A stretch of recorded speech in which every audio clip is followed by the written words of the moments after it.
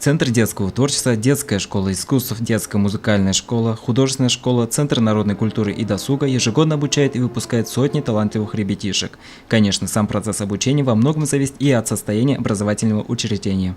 А потому во время летних каникул сотрудники учебных заведений проводят ряд работ, направленных на улучшение комфортной среды и подготовку к зиме. В библиотеках у нас проводятся ремонтные работы. Это в модельной детской библиотеке, замена полностью окон и косметический ремонт стен. Центр народной культуры и досуга по федеральной программе «Доступная среда» получил 1 200 000.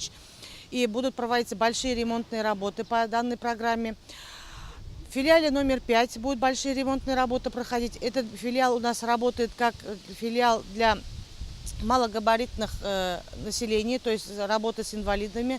Там будет ремонтная работа проходить. То есть еще раз хочу сказать большое спасибо поддержке нашей администрации Халиту Хамзовичу за выделение денежных средств и проведение ремонтных работ. Детская музыкальная школа была введена в эксплуатацию в 1978 году. Этим летом здесь будут проводиться работы по замене окон и системы отопления. Необходимо отметить, что окна в этом учебном заведении не менялись уже в течение 18 лет.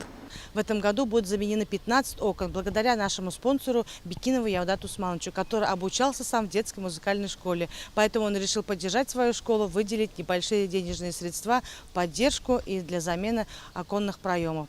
И мы надеемся, что дети будут заниматься в теплой, уютной школе. Еще в числе учебных заведений, в которых будут проведены аналогичные работы, это детская школа искусств. Когда-то здесь находился детский сад.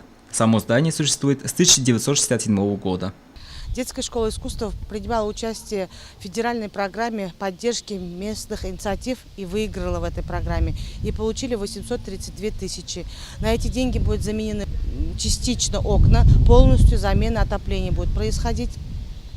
Но мы надеемся, что в дальнейшем наша школа будет также замечательно работать, потому что данная школа работает по направлению инклюзивного образования. То есть здесь образование, также музыкальное образование получают дети-инвалиды.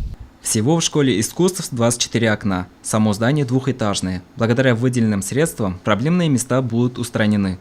Как утверждают сотрудники учреждения, эти окна не менялись с момента постройки здания. Вот уже 50 лет.